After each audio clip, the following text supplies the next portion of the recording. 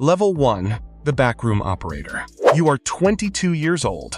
You live in a cramped, freezing apartment in South Boston. You do not have a college degree. You do not have a trust fund, but you have something much more valuable. You understand mathematics, and you understand human desperation. You start running an illegal, underground poker game in the basement of a closed-down laundromat. You set up 2 folding tables. You buy cheap plastic chips and bulk playing cards. You are not a player. Playing is for fools. You are the house. Your job is simple. You take a percentage of every single pot. It is called the rake, usually 5%. The players at your table are construction workers, off-duty cops, and desperate men hoping to double their weekly paychecks. You watch them sweat. You watch them chain-smoke cigarettes, their eyes bloodshot, staring at the cards, as if willpower alone could change the suit of the river card. You make $3,000 a week, entirely in cash. You do not gamble.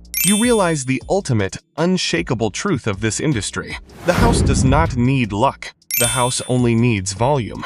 As long as the game keeps running, the math guarantees that eventually all of the money on the table will end up in your pocket. But the underground is terrifying.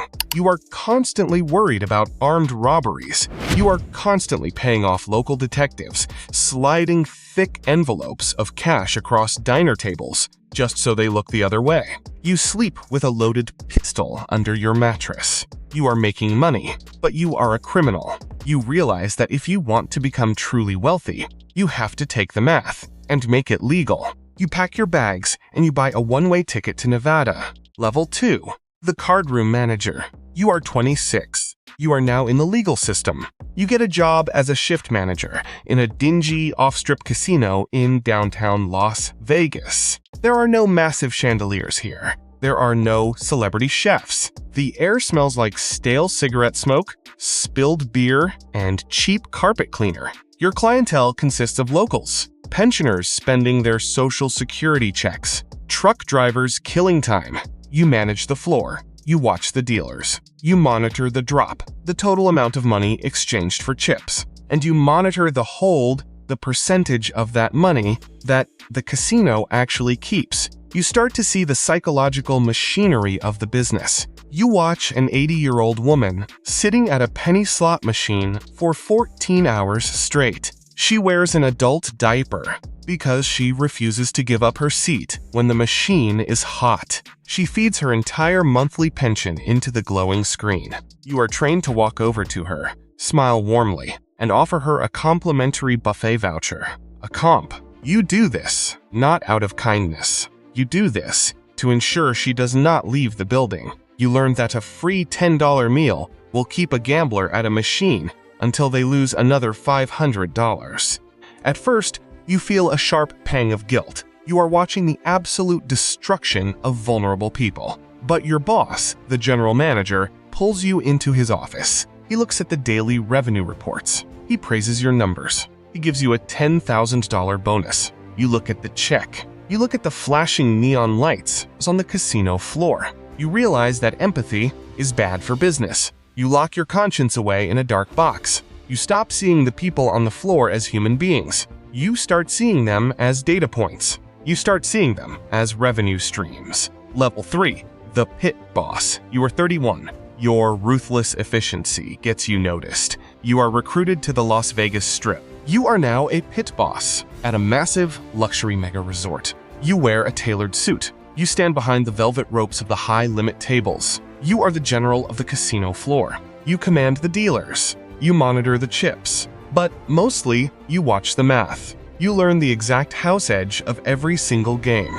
Roulette is 5.26%. Blackjack is 0.5% if the player uses perfect strategy. Baccarat is 1.06%. You know that these tiny microscopic percentages are what build multi-billion-dollar empires. You are wired into the eye in the sky, the massive, highly classified surveillance network hidden behind the mirrored glass on the ceiling. You wear a tiny earpiece. The surveillance room communicates with you in real time. Table 4. Seat 3. We have a counter. Your heart rate stays perfectly flat. You walk over to a young man playing blackjack. He is wearing a plain gray hoodie. He is smart. He is keeping a running count of the high and low cards, shifting the mathematical edge slightly in his favor. It is not illegal, but casinos do not tolerate anyone who beats the math. You stand behind the dealer. You tap the player on the shoulder. You smile, a cold corporate smile. Sir, your play is too good for us. You are welcome to play baccarat or roulette, but you are backed off from blackjack. He tries to argue. You do not argue back. 3 massive security guards in black suits materialize out of the shadows, standing silently behind you. The player cashes out and leaves. You protect the house money. You realize that the casino is not a place of entertainment. It is an impenetrable fortress, designed to extract capital with absolute, terrifying efficiency. Level 4. The boutique owner. You are 36. You are tired of making millions of dollars for other men. You want your own name on the building. You pool your savings. You secure loans from private equity firms. You buy a distressed, bankrupt boutique casino slightly off the main strip. But buying the building is the easy part. To operate it, you have to survive the Nevada Gaming Control Board. The licensing process is the most invasive, agonizing investigation of your entire life. Federal agents and state regulators tear your history apart. They look at every bank statement you have ever generated. They interview your college roommates. They investigate your ex-girlfriends. They want to ensure you have absolutely no ties to organized crime. The era of the mafia running Vegas is long gone. Today, the regulators are the real bosses. You pass the background check. You get your unrestricted gaming license. You walk into your own casino as the sole owner. You immediately redesign the floor. You hire behavioral psychologists. You weaponize the architecture. You remove every single clock from the walls. You tint the windows, so the players never know if it is noon or midnight. You pump highly oxygenated, lightly perfumed air into the ventilation system to keep the gamblers awake and alert. You design the carpet with aggressively complex, swirling patterns. The psychologists tell you that busy carpets force players to keep their eyes looking up toward the flashing lights of the slot machines. You turn the building into a psychological maze. It is easy to walk in, but the exits are deliberately hidden behind banks of noisy, alluring games. You are no longer just managing a business. You are operating a sophisticated, psychological trap, and the trap is working beautifully. The money starts pouring in. Level 5, the mega resort architect. You are 44. The boutique casino was a massive success. You sold it to a corporate conglomerate for $300 million. You are now a titan. You build your own mega resort right in the center of the Las Vegas Strip. The building costs $2.5 billion. It has 4,000 hotel rooms. It has a massive indoor shopping mall, artificial waterfalls, and Michelin star restaurants. You employ 10,000 people. You sit in a massive penthouse office overlooking the fountains of Bellagio. But you do not look at the water. You look at the algorithms. The modern casino is not driven by table games. It is driven by slot machines. You work with brilliant software engineers to design machines with terrifying mathematical precision. You utilize a concept called losses disguised as wins. A player bets $3 on a spin. The machine flashes. The bells ring. The screen explodes with gold coins. The machine tells the player they won $1. The human brain receives a massive spike of dopamine, celebrating the flashing lights. But mathematically, the player just lost $2. You are actively manipulating human neurochemistry. You introduce near-miss programming. The digital reels are programmed to frequently land just one symbol away from a massive jackpot. It gives the player the illusion that they were incredibly close to winning millions. It forces them to spin again and again and again. You watch the daily revenue reports. The resort is generating $5 million every single day.